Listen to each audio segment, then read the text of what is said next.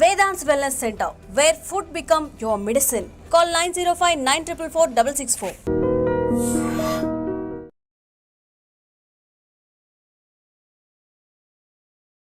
నమస్తే, welcome back to IT media. నేను మీ ఝాన్సీ. రామ్ చరణ్ ఇంకా బుచ్చి బాబు గారి కాంబినేషన్స్లో గ్లిమ్స్ అయితే వచ్చింది పెద్ద మూవీ నుంచి. మరి మనతో సీనియర్ జర్నలిస్ట్ ఇంకా మూవీ క్రిటిక్ బద్వా సార్ ఉన్నారు. హాయ్ సార్, నమస్తే. నమస్తే. ఎలా ఉన్నారు సార్? నేను బాగున్నాను సార్. గ్లిమ్స్ అయితే వచ్చేసింది, what's your view on that? అంటే గ్లిమ్స్ కాదు, అది యాక్చువల్గా వాళ్ళు లుక్ రివీల్ చేశారు. ఫస్ట్ లుక్ లాగా, ఫస్ట్ లుక్ అంటున్నారు. అంటే ప్రస్తుతం సినిమాని ప్రమోట్ చేయడానికి రకరకాల అంటే స్టెప్ వైజ్గా మొదలు పెట్టేశారు. అంటే ఫస్ట్ లుక్ అని చెప్పి గ్లిమ్సెస్ అని ఒకసారి, టీజర్ అని ఒకసారి, ట్రైలర్ 1 అని ఒకసారి, ట్రైలర్ లాంచ్ ఒకటి, లాంచ్ ఈవెంట్. అంటే ఈవెంట్స్ ఇవన్నీ కూడా డిజిటల్ రైట్స్ దగ్గర నుంచి మొదలు పెడితే వ్యాపారం దీంతోనే మొదలవుతుంది. అవును, సినిమా బిజినెస్ అనేది ఈ ఫస్ట్ లుక్ రివీల్ చేయడం దగ్గర నుంచి మొదలైపోతుంది. అలా ఇప్పుడు Ram Charan first look reveal అయింది. అక్కడ నుంచి మూవీకి హైప్ అలా పెరుగుతూ మొదలవ్వాలి. దీని మీద చాలా చర్చ జరుగుతోంది బయట. అంటే యాక్చువల్గా అది చూడగానే పుష్పలో అల్లు అర్జున్ లా కనిపిస్తున్నాడు ఏమిటి అనేది ఫస్ట్ ఒపీనియన్ చాలా మందికి. అయితే ఈ అభిప్రాయం ఒక్కసారి వెనక్కి వెళ్ళి చూస్తే పుష్ప పార్ట్ 1 రిలీజ్కి ముందు వాళ్ళు కూడా గెటప్ రివీల్ చేసినప్పుడు, పుష్ప గెటప్లో అల్లు అర్జున్ని రివీల్ చేసినప్పుడు రంగస్థలంలో రామ్ చరణ్లా ఉన్నాడేమిటి అని కంపారిజన్ వచ్చింది అప్పుడు కూడా. అంటే ఈ రెండు కూడా రగ్గడ్ బ్యాక్ డ్రాప్లో తీసినటువంటి సినిమాలే. ఇప్పుడు ఈ పెద్ది అనేటువంటి టైటిల్ రివీల్ చేశారు. ఈ పెద్ది అనే టైటిల్ అధికారికంగా ఇప్పుడు ప్రకటించారు, కానీ చాలా కాలంగా చర్చలో ఉన్నదే ఇది ఉంటుందా మారుస్తారా అని అనుకుంటుండగా ఇదే కన్ఫర్మ్ చేశారు ఇప్పుడు. ఈ పెద్ది అనే సినిమాకి కూడా సుకుమార్ రైటింగ్స్ ఉంది దానిలో. అంటే ప్రొడక్షన్లో వాళ్ళు కూడా భాగస్వాములు ఈ పెద్ది అనే సినిమాకి. కాబట్టి ఇదంతా ఒకే చైన్లో వస్తుంది. రంగస్థలం, పుష్ప 2, ఇప్పుడు ఈ సినిమా. అందుకని ఈ గెటప్లకు సంబంధించి ఇది కూడా ఒక రగ్గడ్ బ్యాక్ డ్రాప్లో నడుస్తుంది అనే ఒక హింట్ ఇచ్చారు వీళ్ళు. కానీ చాలా ఫైర్తో ఉంది ఆ లుక్. ఇది రామ్ చరణ్ అభిమానులను ఆనందపరుస్తోంది. అంటే ఇంతకు ముందు ఆయన నుంచి వచ్చినటువంటి 2 సినిమాలు ఇబ్బంది పెట్టినాయి, ఆచార్య అలాగే గేమ్ చేంజర్. గేమ్ చేంజర్ అయితే పెద్ద డిజాస్టర్ అనే చెప్పుకోవాలి. అవును, అంటే శంకర్ ఆడియన్స్ను వదిలేసి ఇంకేదో చేసే ప్రయత్నం చేసి దెబ్బతిన్నాడు ఆయన. అయితే సూపర్ డూపర్ హిట్స్ వస్తాయి, లేకపోతే అటర్ ఫ్లాప్స్ అవుతూ ఉన్నాయి మరి శంకర్ గారి మూవీస్. లేదు, శంకర్ హిట్ తీయటం అనేది ఆయన నుంచి అది దూరం అయిపోయింది. ఆ కళ అనేది డిసైడ్ అయిపోయారు జనాలు. అంటే డిస్కనెక్ట్ అయిపోయాడు ఆయన, ఆడియన్స్ నుంచి డిస్కనెక్ట్ అయి ఉన్నాడు. అందుకని ఆ సినిమా మొదలుపెట్టినప్పుడే సందేహాలు ఉన్నాయి. కానీ ఆయన్ని కొంత ఆడియన్స్తో దిల్ రాజు గారు కనెక్ట్ చేస్తారేమో అనుకున్నారు అందరూ.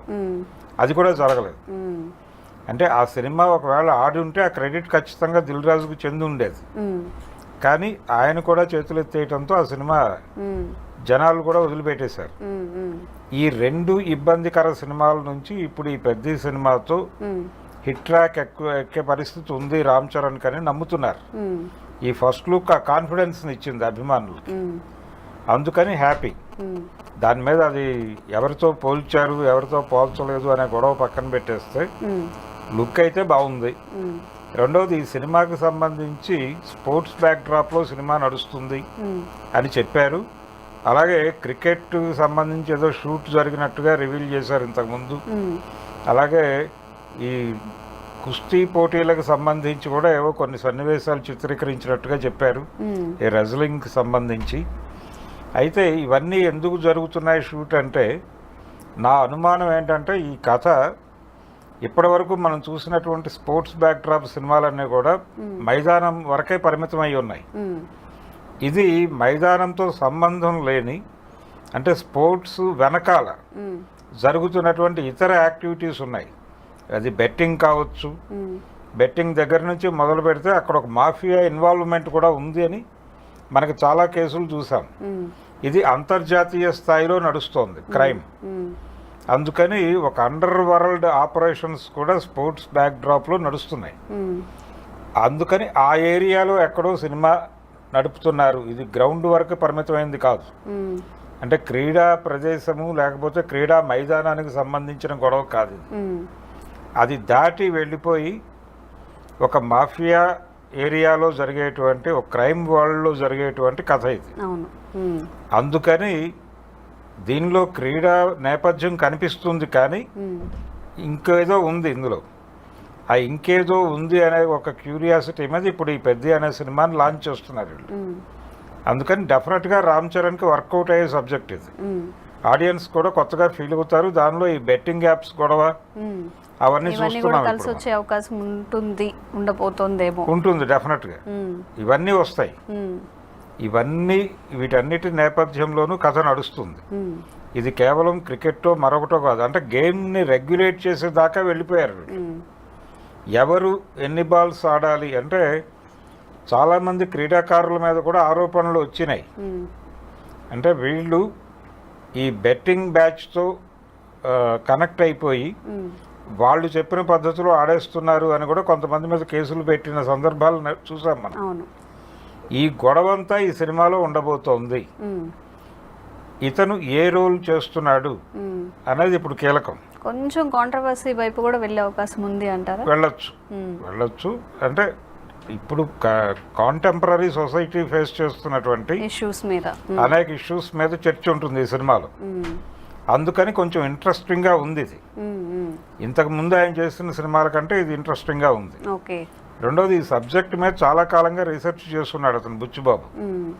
అందుకని ఇది డెఫినెట్గా నిజాయితీతో కూడినటువంటి ఒక బెటర్ సినిమా తీయబోతున్నారు అనే ఒక కాన్ఫిడెన్స్ అయితే వచ్చింది అభిమానులకు. అందుకని వీళ్ళలో ఈగర్గా వెయిట్ చేస్తున్నారు, ఎప్పుడు సినిమా చూస్తాము అనేటువంటి ఒక వాతావరణం కనిపిస్తోంది ఇప్పుడు.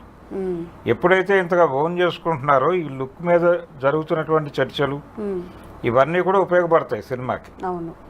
అల్లు అర్జున్లా కనిపించాడా లేకపోతే ఇంకోళ్ళ కనిపించాడా అనేది కాదు ఇప్పుడు. కంటెంట్ మంచి కంటెంట్తో వస్తుంది సినిమా. లుక్ కూడా ఫైర్ బ్రాండ్ లుక్తో కనిపిస్తున్నాడు. కాబట్టి ఇది చాలా కాలంగా మెగా ఫ్యామిలీయే విజయానికి మొహం చాటేసింది. అంటే మెగా ఫ్యామిలీలో ఎవరి సినిమా కూడా నిలబడి థియేటర్లో ఆడిన సందర్భం లేదు. చిరంజీవి గారి భోళాశంకర్ ఇబ్బంది పెట్టింది, ఆచార్య ఇబ్బంది పెట్టింది. ఆ తర్వాత సాయి ధరమ్ తేజ్, దుర్గతేజ్గా పేరు మార్చుకున్నాడు ఆయనకి వర్కౌట్ అవ్వట్లేదు. ఇలా ఎవరికి సక్సెస్ రావడం లేదు, రామ్ చరణ్కి రావడం లేదు. కాబట్టి వైష్ణవ్ తేజ్ చేసినటువంటి ప్రయత్నాలు కూడా విఫలమైనాయి. అలాగే పవన్ కళ్యాణ్ పరిస్థితి కూడా అలాగే ఉంది. ఆయన రాజకీయాల్లో హిట్ కొట్టాడు కానీ సినిమా పరంగా ఆయనకి భీమ్లా నాయక్ కానీ ఇవేవి కలిసి రాలేదు. బ్రో చేశాడు ఆయన, ఆ బ్రో కూడా కలిసి రాలేదు. అంతగా సక్సెస్ కాలేదు అని చెప్పి అంతగా కాదమ్మా, అసలు పెద్దగా ఆడలేదు సినిమా, పట్టించుకోలేదు జనాలు కూడా. కాబట్టి ఆ ఫ్యామిలీకి ఒక హిట్ కావాలి. ఆ హిట్ చిరంజీవి గారు కొడతారా దాంతో? అంటే ఆయన ఇప్పుడు 2 ప్రాజెక్టుల్లో ఉన్నాడు. విశ్వంభర ఒకటి, తర్వాత అనిల్ రావిపూడి ప్రాజెక్ట్ ఒకటి. ఈ రెండిటి మీద బజ్ అయితే క్రియేట్ అయి ఉంది. ఇప్పుడు ఈ సినిమా మీద కూడా బజ్ క్రియేట్ అవుతోంది. కాబట్టి రామ్ చరణ్ హిట్ కొట్టి హిట్ ట్రాక్ ఎక్కిస్తాడా ఆ ఫ్యామిలీని, లేకపోతే చిరంజీవి గారే బాధ్యత తీసుకుని ఎక్కిస్తాడా అనేది చర్చ. అందుకని ఒక 2 బాగున్నాయి. అంటే అనిల్ రావిపూడి ప్రాజెక్టు, విశ్వంభర, ఇప్పుడు పెద్ది, ఈ 3 మీద మెగా అభిమానుల్లో ఒక ఉత్సాహం అయితే కనిపిస్తోంది. అవును, ఏ మూవీ హిట్ అవుతుంది అంటే ప్రేక్షకుల నుంచి కూడా సార్ ఒక మంచి మూవీ వస్తే బాగుండు, ఒక ఫీల్ గుడ్ మూవీ లేదా ఒక సస్పెన్స్ థ్రిల్లర్, అరే ఈ మధ్యకాలంలో ఇంత మంచి సినిమా చూడలేదే అన్న ఫీల్ రావాలని చాలా మంది వెయిట్ చేస్తున్నారు. సో చూద్దాం మరి ఎవరు హిట్ కొడతారు. కొత్తగా ఉంటే చాలా కనెక్ట్ అవుతారు. అవును, కాన్సెప్ట్ మంచిగా ఉండాలి, కథ మంచిగా ఉంటే మనకు కూడా ఒక ఫీల్ వస్తుంది, చాలా మంచి మూవీ చూసాము రీసెంట్ టైమ్స్లో అని చెప్పి. Thank you sir. Thank you.